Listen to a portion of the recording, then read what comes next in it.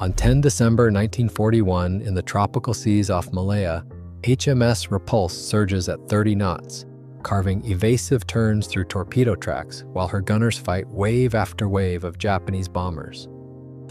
For nearly an hour, she defies everything the attackers throw. Then the pattern shifts, and in minutes she is mortally hit, flooding fast and vanishing beneath the South China Sea. Today, her wreck lies battered but intact, a silent witness to the day force and speed meant nothing against air power. How did Repulse, built for battle and reborn in peacetime, fall so quickly when everything seemed in her favor? What do the scars and debris deep below reveal about the moment battleships lost the sky? Repulse was born from a design philosophy that favored speed and firepower over heavy armor. As a renowned class battlecruiser, her original blueprint prioritized the ability to outrun most threats and to strike with 6 15-inch guns, rather than stand toe-to-toe in a slugging match. The design favored firepower more than protection. Her hull stretched nearly 800 feet, slim and long, built to slice through the sea at over 31 knots, remarkably fast for a capital ship of her era. That speed made her a hunter at sea. This velocity came at a price. Her main belt armor, though improved in later refits, remained thinner than that of contemporary battleships. The trade-off was a calculated risk. Even after the major interwar rebuilds where deck armor was thickened, anti-torpedo bulges were added, and anti-aircraft batteries were upgraded, the core compromise persisted. The bulges could blunt the force of a single torpedo, but not a concentrated barrage. The ship's internal layout, with machinery spaces clustered amidships and vital systems running just behind the main armor, made her agile but vulnerable if the hull was breached below the waterline. By 1941, Repulse's profile was unmistakable: 3 twin turrets, streamlined funnels, and the long, lean silhouette of a ship designed to chase, not to endure.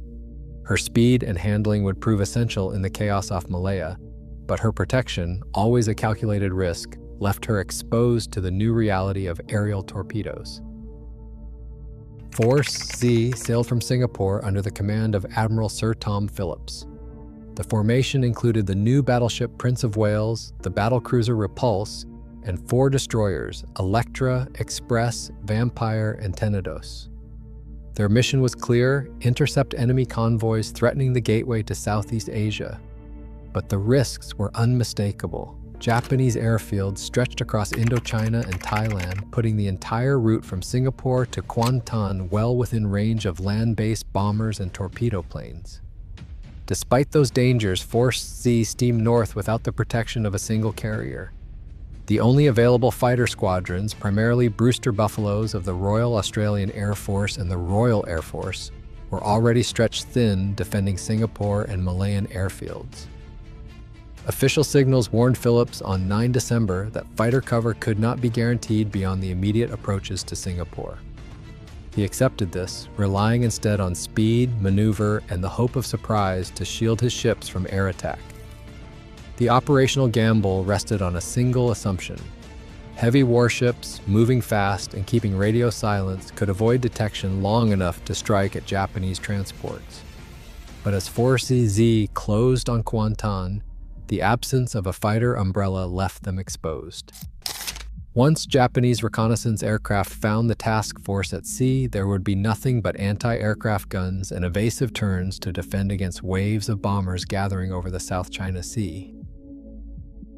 At 10:15 on December 10, 1941, a Japanese reconnaissance plane from Genzen Kokutai spotted Force Z east of Kuantan and sent a position report.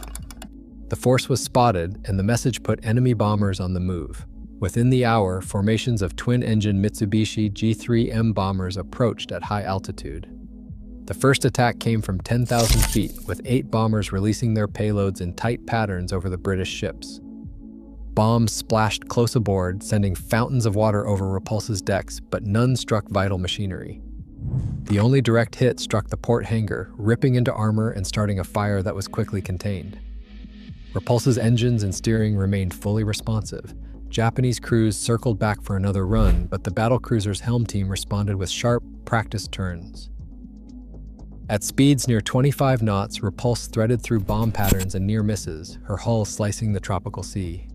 Lookouts tracked torpedo planes forming up at low level off the port bow, 9 Nell aircraft in line abreast, each armed with a Type 91 aerial torpedo. As the torpedoes entered the water, Captain Tennant ordered a hard turn toward the incoming tracks, a maneuver known as combing the spread. The ship heeled over, engines straining, and the first wave of torpedoes passed harmlessly astern or broke up in Repulse's wake. Captain Tennant's decision bought crucial seconds. For nearly 20 minutes, Repulse's speed and quick helm work frustrated every attack. Japanese pilots adjusted their approach, radioing observations back to their commanders. The crew on Repulse could see the pattern, each wave learning, shifting angles, and closing the gap. But for now, the battlecruiser was still untouched, her handling buying precious time against a sky filling with enemy aircraft. Japanese torpedo bombers adjusted their approach, forming up to attack Repulse from both port and starboard. Each group released Type 91 aerial torpedoes, fast, shallow-running weapons nearly 18 feet long, carrying over 200 kilograms of explosive. At close to 41 knots, the torpedo tracks fanned in from opposing bearings and intersected the battlecruiser's projected path. Repulse's helm team faced a dilemma because turning to avoid one spread meant steering into the path of another. The ship's earlier success at combing single-axis attacks no longer applied. In this geometry, there was no escape route, no turn that could thread through the converging fans. The first torpedo struck the port side amidships, breaching the anti-torpedo bulge and flooding a boiler room. Seconds later, another explosion tore into the starboard side, close to the machinery spaces.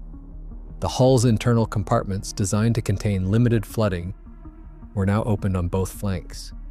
Water rushed into the engineering spaces, knocking out generators and reducing steam pressure. As electrical power flickered and pumps failed, the port list grew sharper. The loss of propulsion robbed Repulse of her last defense, speed, and maneuver. Damage control parties raced to close watertight doors and counter flood, but the symmetry of the attack left no margin. Flooding spread across bulkheads, overwhelming the ship's ability to stabilize.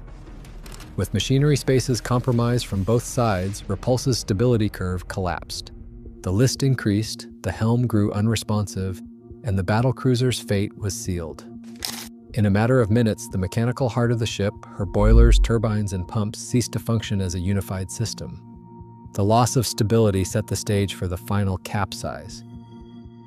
Captain William Tennant stood on Repulse's bridge as the battlecruiser heeled sharply to port, water racing through ruptured compartments below. The order to abandon ship came quickly. There was no time for hesitation. Men scrambled from the lower decks, clambering up slanting passageways and across the steeply tilting main deck. Some jumped clear as the list grew more severe, while others struggled with lifeboats and rafts in the chaos. Within minutes, Repulse rolled further, her hull turning over as the sea poured in. The final capsize was sudden, the stern rising before the ship vanished beneath the surface. Destroyers closed in under threat of more air attacks, hauling survivors from oil-slicked water and burning debris. Of the crew, 508 were lost. 796 were rescued. The scale of loss was immediate and crushing. A warship and over 500 lives were gone in the space of a few minutes. If you enjoy these wreck investigations where history is tested against evidence, subscribing is the simplest way to support the channel and keep these documentaries coming. Repulse's wreck rests in about 60 meters of water off Kuantan. The site is unmistakable in location and in form. Surveys and diver reports confirm the long, slender hull and the distinctive three-turret arrangement of a renowned-class battlecruiser. These features match wartime plans and photographs, and they confirm the ship's identity. The hull measures close to 794 feet in length and 90 feet in beam, dimensions that leave little doubt about what lies on the seafloor. Along the midships, broad areas of torn plating and collapsed structure align with accounts of multiple torpedo impacts from both port and starboard. These scars are not uniform. Some show the radial, pedal deformation expected from underwater explosions. Others bear the straight edges and missing fittings associated with modern salvage. The overall damage pattern supports the historical record. It points to a sequence of bilateral hits, progressive flooding, and a rapid capsize. Under United Kingdom law, Repulse is protected as a military grave, and Malaysia requires permits for any work beyond observation. Both governments condemn unauthorized salvage, and they stress that the hull is a war grave, not a resource.